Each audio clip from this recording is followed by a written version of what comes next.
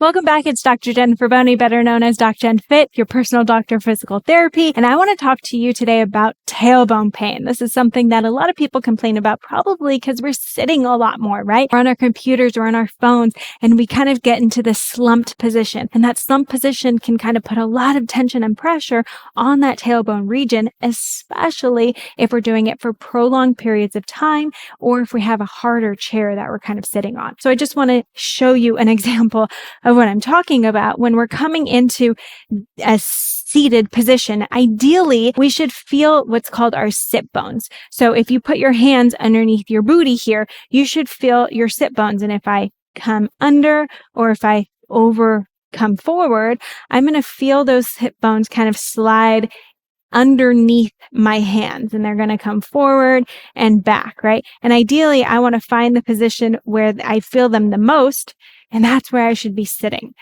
But who does that all day long, right? We're always coming into different postures and positions. Maybe we sit on one side. Maybe we get tired. I get it. We're not going to always be in this perfect upright position.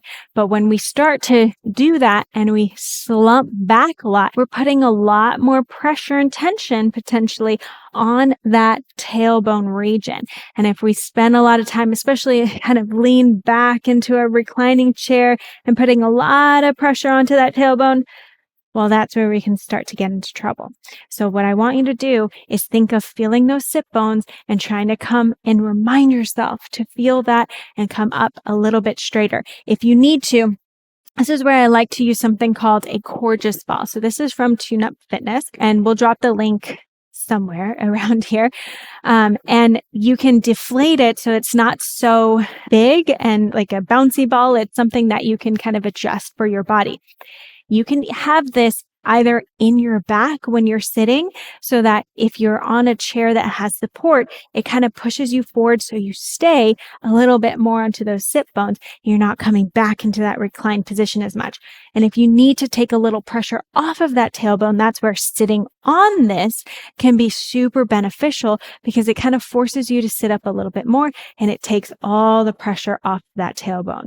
Okay. And it puts it right onto those sit bones and into the thighs. So this is a great ball to kind of use and have handy, even just for those, but also for the body. So now I want to go through just what we can do.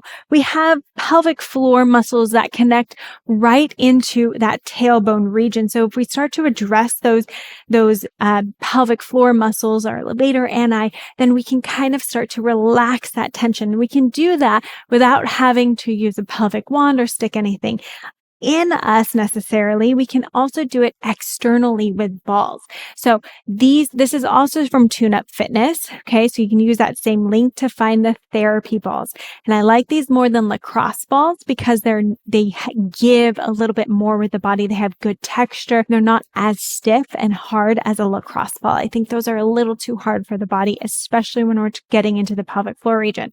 And then on the flip side, a tennis ball is usually a little too big and too soft. So this is a good happy medium between the both of them. I love these. I use them all the time. So I highly recommend investing in some therapy balls. To find this area, here's my tailbone, and I want to find the muscles that are coming off of that tailbone. So here is my sit bone, and I can grab inside my sit bone, and this is my pelvic floor muscles. But if I come from between that sit bone and the tailbone, that's kind of the musculature that I'm trying to go for here. Okay. So I'm going to put this on the inside of my sit bone, but toward the back where my tailbone is, not on any bones. It's not going to be on any tailbone or on the sit bone. It's going to be kind of right between them. And you might feel as soon as you get there, whoa, that's some pressure. Okay. And we want to just think of taking some nice, slow, deep breaths. If it's too hard to sit in a cross-legged position on the floor like this, you can be doing this on a stiff chair so that you're not melting into a chair. Something like this, ottoman would be too squishy, but a harder chair might be a little bit easier to get into this as well. And again, it's between that sit bone and the tailbone. And you kind of find that area right in between. And take some nice, slow, relaxing breaths. We want to try to melt into that tissue. So if you're fighting it too much and you're really straining against it, it's going to be too hard to find that relaxation.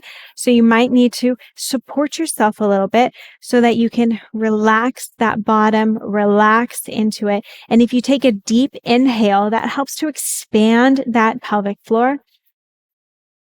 And then on the exhale, think of relaxing the entire body. And you'll hold this for about 1 minute to 2 minutes. Okay. So that's one that I really like. Then after we do some release in that area, that's where I want to get a little bit of a stretch in that area as well. Okay. So I like to use a yoga block here. And what you're going to do is the yoga block on one leg. This is the hip that we just stretched, or the area that we just stretched. I'm going to put pressure into that hip. Okay. And that hip kind of falling back, it helps to open up that tension and pressure from that back of the pelvic floor region. And then I can push into it just a little bit. So I'm pushing toward this sit bone here in the back to open up the back of my pelvic floor. And I take some deep, slow breaths, trying to relax those legs, trying to relax that pelvic floor.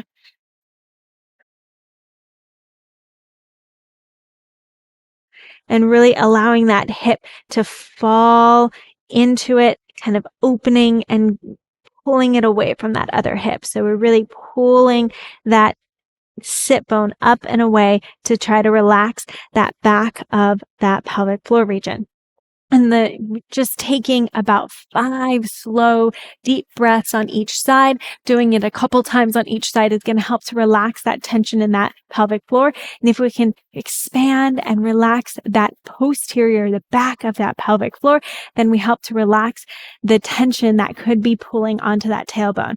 Again, pay attention to our posture throughout the day, our posture when we're sitting.